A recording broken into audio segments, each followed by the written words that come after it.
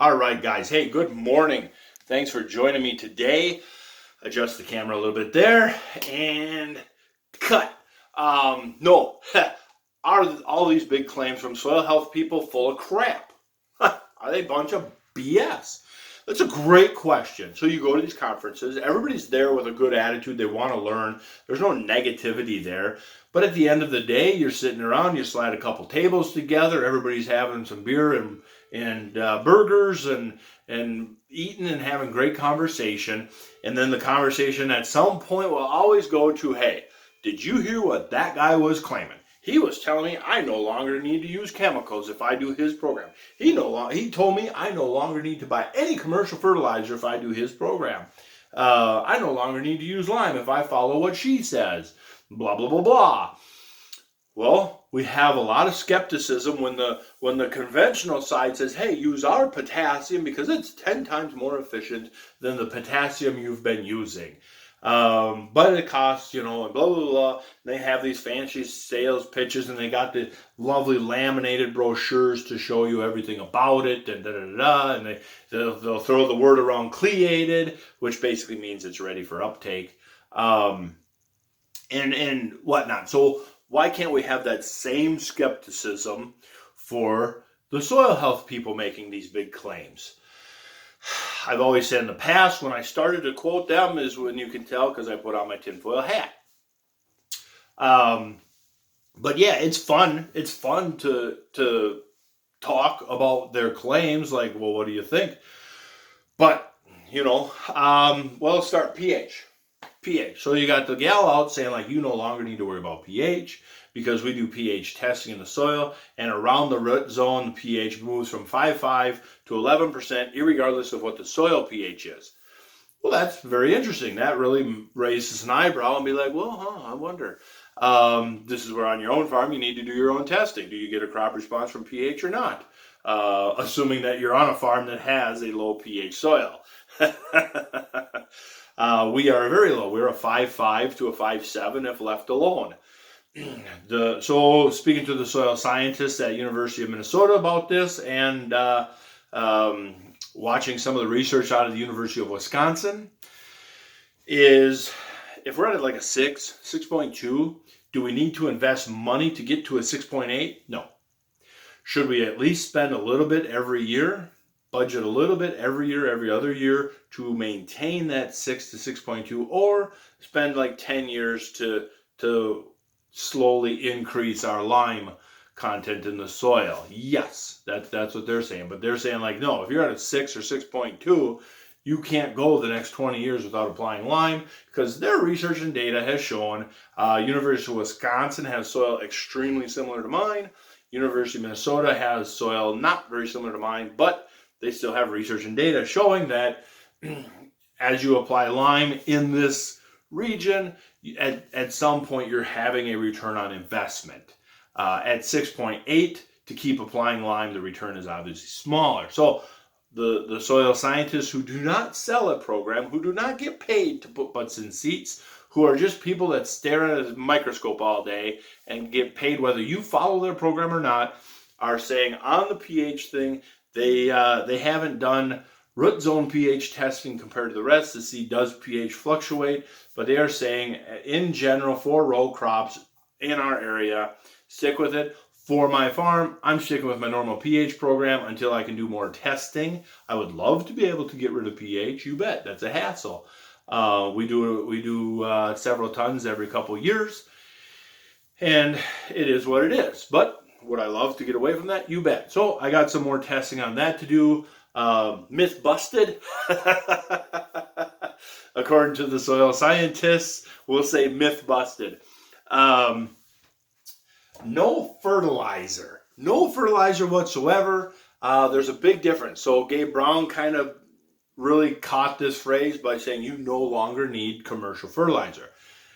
My question is, no longer need commercial fertilizer or no longer need fertilizer? If you have a pasture or a field and we have to be using the soil health system that he's using, so it's not corn bean rotation. So we have a very soil health system where we're taking some hay cuttings off, or we're taking a corn crop off, maybe rotating some cereals, whatever, maybe with covers in there still for recycling nutrients. If we never apply anything to that field, it will drop on P and K levels. I guarantee I will fight him to the ground to defend my side of the argument out it. But now, if we bring in round bales, all these round bales were made off of another field. You've got pasture here with cows. They're eating all that tons of hay and they're pooping. Well, yeah, you're going to build that P and K up in that soil big time. There's no doubt about that. I didn't need to call a soil scientist on that one. Hey, if I had a bunch of manure with cows that were eating from hay that weren't produced on the field, will I grow my P and K levels? Yep, click. Short answer there. That's just basic. So it'd be I would question what his programs at his farm are. The reason I don't get an answer of what his programs at his farm are is because it's a lot of money to hear him speak, or it's a lot of money to go visit his farm.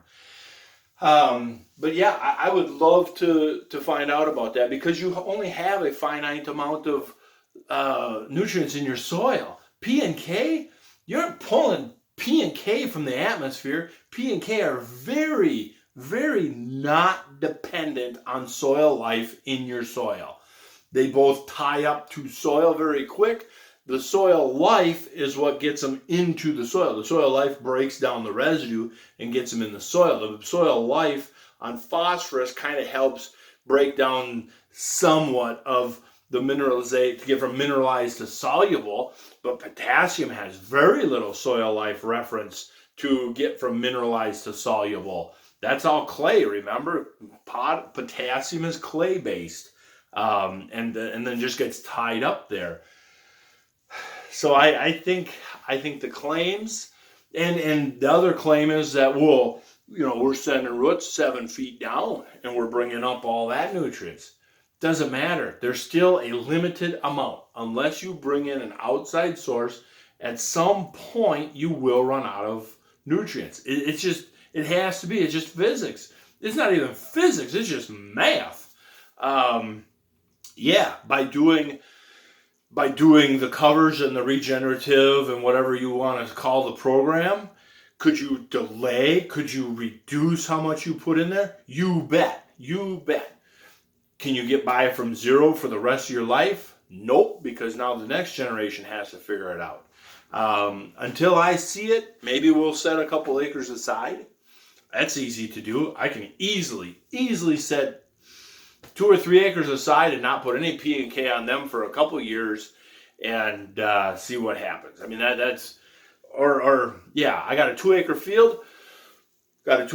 Let's try it this summer. If I remember, let's not apply any P and K for the next 5-10 years and see what happens to them nutrient levels, even though I'm doing soil health practices. I'm going to call BS when I hear a presenter saying you will never need to apply any fertilizer. Now, when they throw the word commercial in there, well, you will never need commercial fertilizer. Oh, gotcha. Yep, I know, because we'll follow alfalfa. We'll do crop rotation, and that crop produced the nitrogen for this crop kind of deal. Yep, that I get. We still need to find some P and K unless the cows are pooping for us. But, we still need that, and we still have to apply sulfur. In my soil, I can't store sulfur or nitrogen enough. I can store nitrogen in the alfalfa, but that's organic, it's breaking down. But sulfur, we have such little production of sulfur out in the field that we're always going to have to apply some sulfur and micronutrients and things like that. For my farm for the future, I'm still applying P and K. Am I running a reduced rate? You bet. Why? Because I'm banding, not broadcasting. Plain and simple. Even on fields that I do broadcasting now as maintenance, I run a reduced rate. Why? Because I have the storage in the fields. Phosphorus in our area shows no crop response to it much above 30 or 35. And much above 30 or 35, if any runoff of the field, there's a great potential for pollution. We don't want pollution. Chemical. They claim that if you do the soil health farming, you don't no longer need chemicals. Well, that's easily true. We have a whole organic industry. Boom. Case closed. Problem. End of that discussion.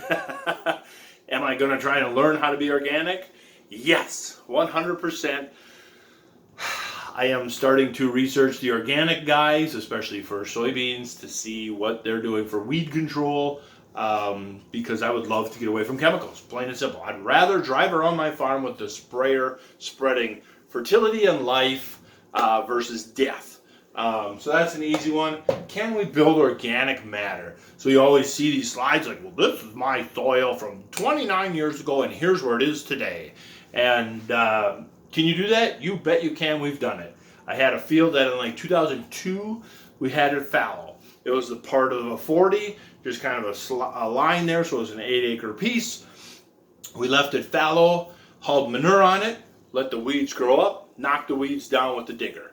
Hauled manure on it, weeds grow up, knocked the weeds down with the digger. We did that for like 2002, then in 03 or 04, then we cropped it, and then in 04, 05, in a 5-year period, we cropped it, fallow, crop, fallow, and then back to continuous cropping since then. And to this day, that line is apparent on yield maps. The soil is a better looking color. It's a little bit darker on paper. It's a couple tenths to almost a half a point higher in organic matter, and the fertility is way off the charts because of all the manure that got applied. Why would it not? So yeah, we've experienced it quite well as to how good that can work. Yeah, I think that that kind of covered. Them are the big claims. And I still call BS on some of them. So for a lot of the farm, I'm still doing normal things, just kind of learning my thresholds. And as my soil changes, some of my return on investment levels move around a little bit.